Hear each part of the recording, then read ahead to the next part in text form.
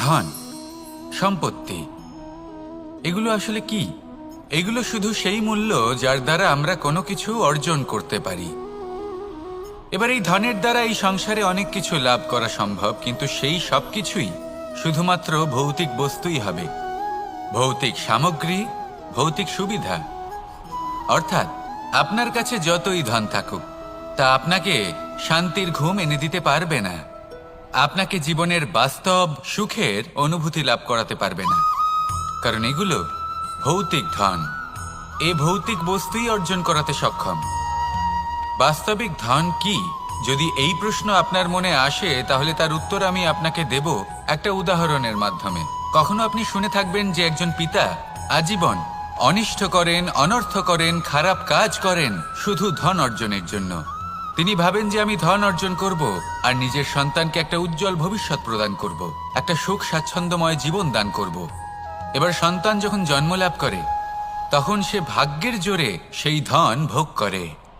যেরকম সে পায় সেরকমই তার ব্যবহার সে করে। কখনো আপনি এটাও দেখে থাকবেন যে সেই সন্তান সমস্ত ধন নষ্ট করে ফেলে, আর সেই পিতা যিনি সমস্ত ধন সঞ্চয় করেছেন, যিনি সেই ধনের প্রভু, আজ সেই ধনের প্রহরী হয়ে রয়েছেন। এবার এরকম কেন হয়? এরকম তখনই হয় যখন সেই পিতা বুঝতেই পারেন না যে তার জীবনের আসল ধন কি। সেই আসল ধন তার সন্তানকে সে দিতেই পারে না। যদি পিতা তার সন্তানকে কর্মের জ্ঞান দিতে পারেন, উচিত কোনটা অনুচিত কোনটা সেই শিক্ষা দিতে পারেন, সংস্কারের প্রকৃত শিক্ষা দিতে পারেন, তবে সেটা ধনের থেকে অনেক বেশি গুরুত্বপূর্ণ। এটাই হলো জীবনের বাস্তব ধন।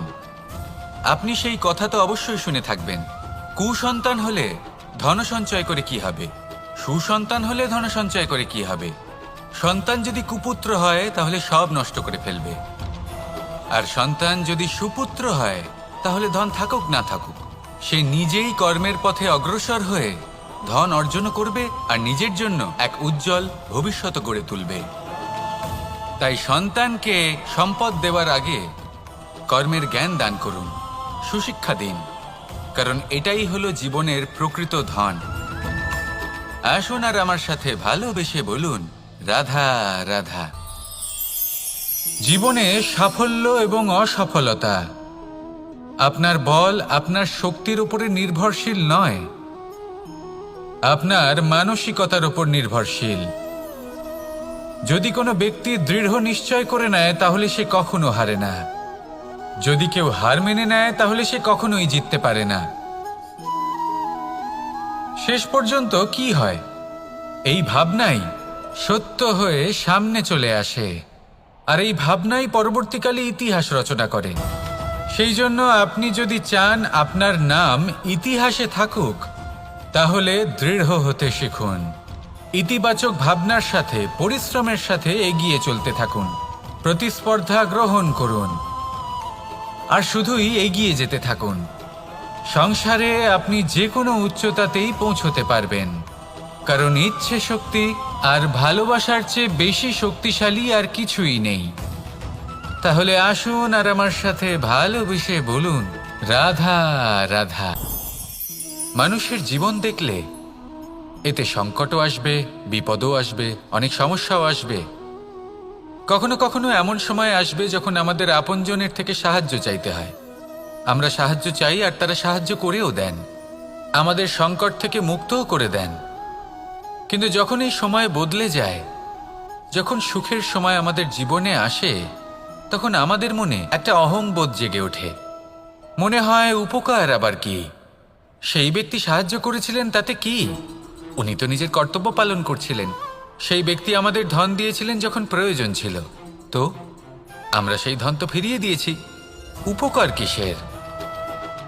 এই ভাবনা অনুচিত। যদি কোনো ব্যক্তি আপনাকে সাহায্য করে থাকে যখন কেউ করেনি, যখন আপনার সবথেকে বেশি প্রয়োজন ছিল, সেই সাহায্য অমূল্য, আর সেটা উপকারী বটে। যদি কেউ উপকার করেন, তাহলে বিনম্র চিত্তে ভালোবেসে আজীবন তার উপকারের প্রতি কৃতজ্ঞ থাকুন।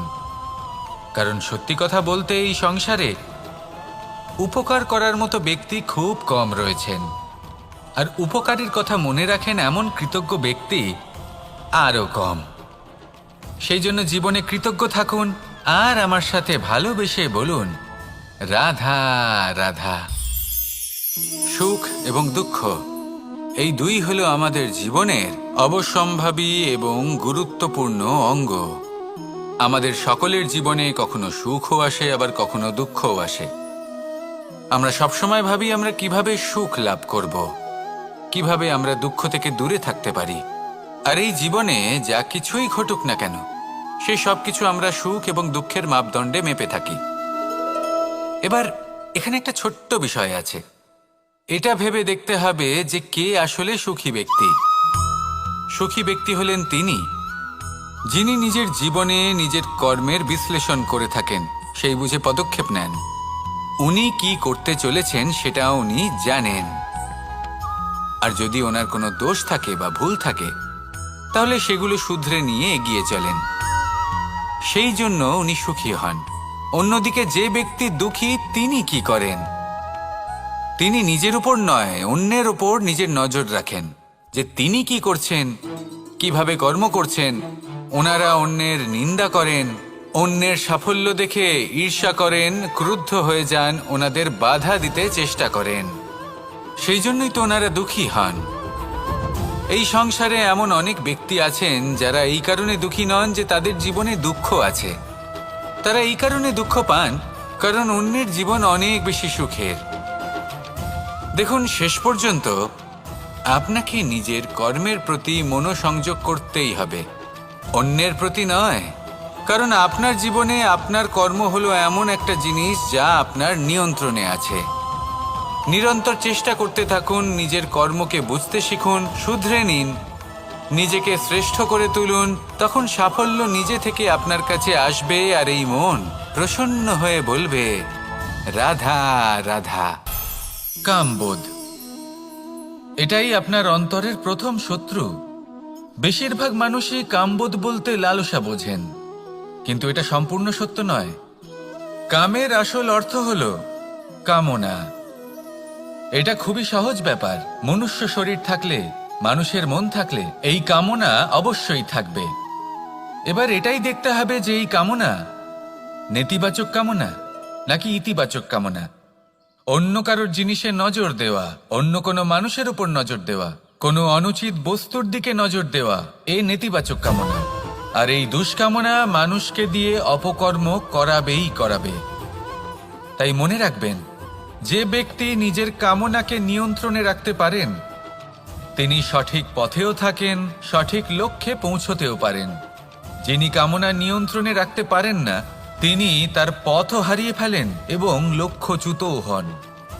তাই মনে রাখবেন, নিজের কামনাগুলিকে নিয়ন্ত্রণে রাখুন। কাম নামক এই শত্রুর ওপর বিজয় লাভ করুন। আর আমার সাথে ভালোবেসে বলুন, রাধা রাধা।